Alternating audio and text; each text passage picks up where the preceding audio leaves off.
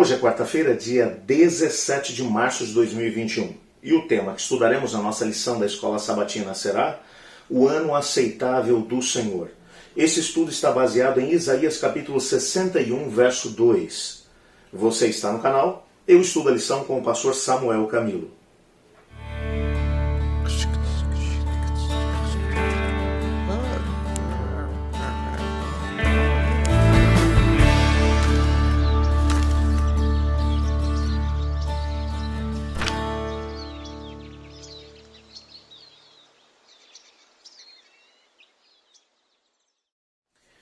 A compreensão desse texto de Isaías capítulo 61, verso 2, e eu gostaria de lê-lo com vocês.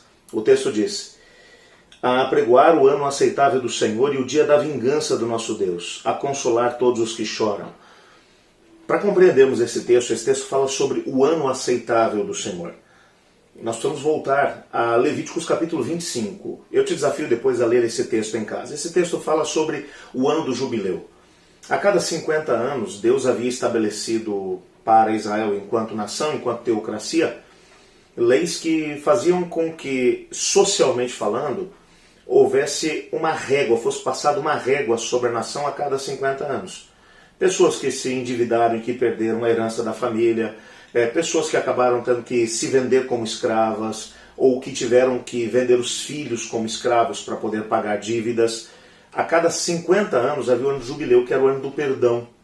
Todas as dívidas eram canceladas, as propriedades que haviam sido negociadas, que haviam sido vendidas ou arrendadas, elas tinham que voltar para a mesma família.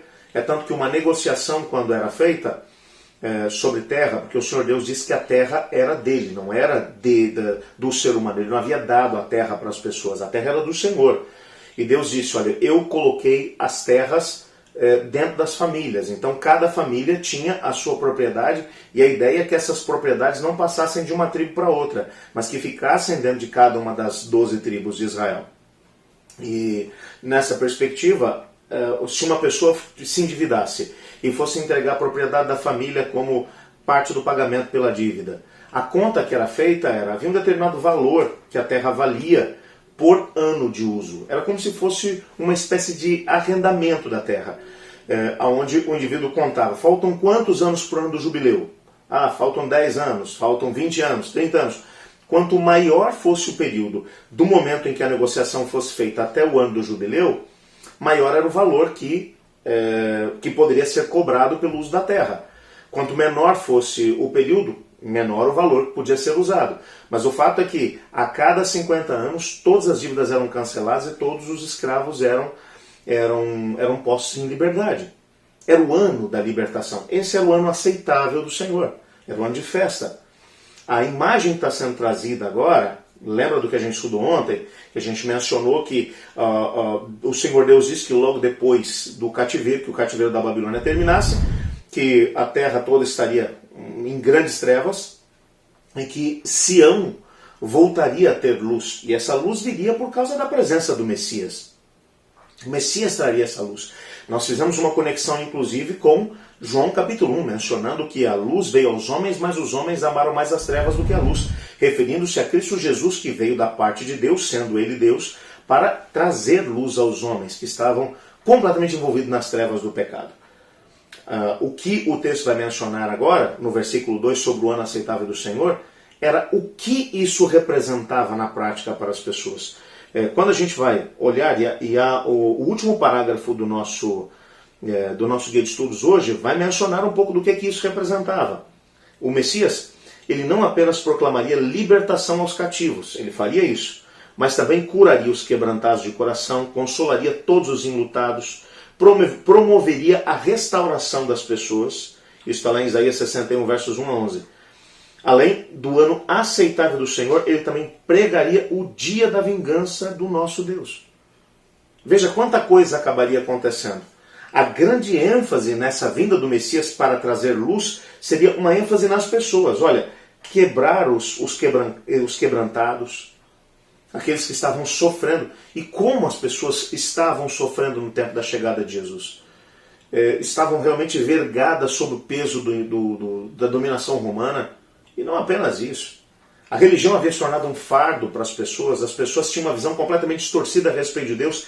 Ele vinha para tirar esse fardo dos ombros delas, para curar os quebrantados de coração, para pôr em liberdade os cativos do pecado. Quanto tempo Cristo gastou, por exemplo, libertando as pessoas da possessão demoníaca?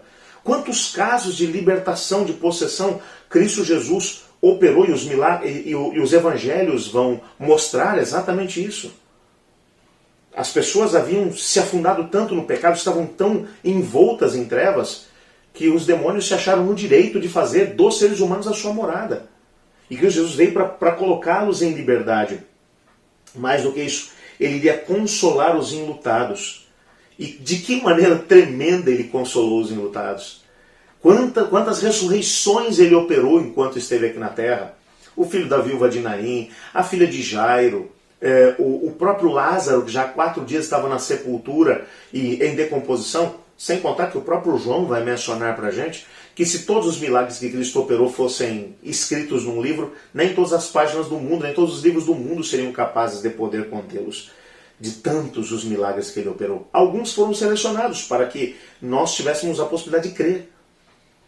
Mas ele viria para consolar. E aqueles que não foram ressuscitados, Cristo os consolou com a esperança de que ele havia vencido a morte. E através da sua vitória sobre a morte, ele traria vida àqueles que haviam dormido em Cristo Jesus. E o ano aceitável do Senhor chegaria. Ele pregaria também o dia da vingança do nosso Deus.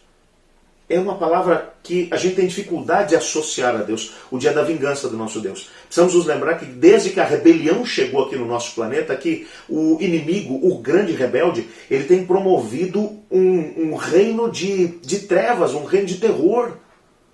Quantos são os casos de terrorismo que a gente tem visto acontecer à nossa volta por conta desse inimigo terrível que tem usado toda a sua criatividade para fazer com que a humanidade sofra. E através do sofrimento da humanidade, o objetivo dele é tocar o próprio coração de Deus, fazer com que Deus também sofra. Quando olhamos para isso tudo, chegará o momento da vingança do nosso Deus, em que o nosso Deus acenderá o lago que arde com fogo e enxofre. Se você preferir chamar de inferno, pode chamar, que é o lugar onde o Senhor Deus vai lançar o diabo, todos os seus anjos, o dragão, a besta, o falso profeta, o pecado e inclusive a morte. É o dia que Deus vai matar a morte. Então, quando olhamos para isso, nós entendemos que já no tempo de Isaías no capítulo 61, ele está prefigurando tudo isso. Não é à toa que essas profecias foram repetidas vez após vez no Novo Testamento. O próprio Cristo Jesus fez alusão a elas, para poder dizer que ele era o Messias. A obra de Cristo teve início quando ele esteve aqui na terra, mas ela continua ainda hoje. Ainda hoje o Senhor Jesus ele quer fazer as mesmas coisas. Ele quer colocar em liberdade os cativos. Ele continua querendo curar os quebrantados de coração. Ele continua querendo ainda consolar os enlutados. Quer ainda promover a restauração de tudo aquilo que foi quebrado, tudo que foi perdido. E ele quer proclamar o ano aceitável do Senhor. E ainda deixar bem claro para a gente que o dia da vingança de Deus está chegando. Eu queria orar a Deus pedindo para que essa mensagem entrasse no nosso coração. E que nós a aceitássemos de todo o coração. Como algumas pessoas fizeram quando Cristo veio. Mas que boa parte das pessoas do tempo de Jesus Cristo, apesar de terem visto tudo isso acontecer à sua volta, acabaram rejeitando Jesus, deixando que ele fosse pregado sobre o madeiro. Eu quero, nesse momento, orar junto contigo para que as nossas escolhas sejam melhores do que as escolhas deles. Orem comigo. Senhor Deus, amado Pai, obrigado por Tua palavra e obrigado porque nela percebemos que o Senhor Jesus veio para operar uma grande obra na nossa vida. Ajuda-nos a podermos nos manter firmes em Cristo Jesus. Pois é no nome dele que oramos. Amém. Eu estudo a lição. E você?